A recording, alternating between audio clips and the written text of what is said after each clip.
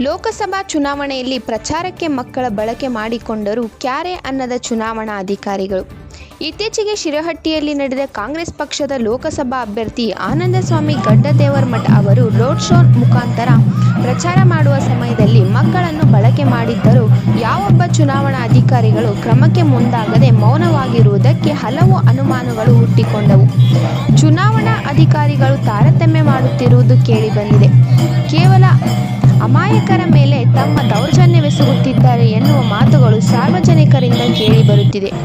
ಹೀಗೆ ಮಾಡಿದರೆ ಚುನಾವಣೆ ಆಯೋಗ ಕವಡೆ ಕಾಸಿನ ಕಿಮ್ಮತ್ತು ಕೊಡುತ್ತಿಲ್ಲ ಎನ್ನುವ ಅಭಿಪ್ರಾಯಗಳು ಜನರಿಂದ ಕೇಳಿಬರುತ್ತಿದೆ.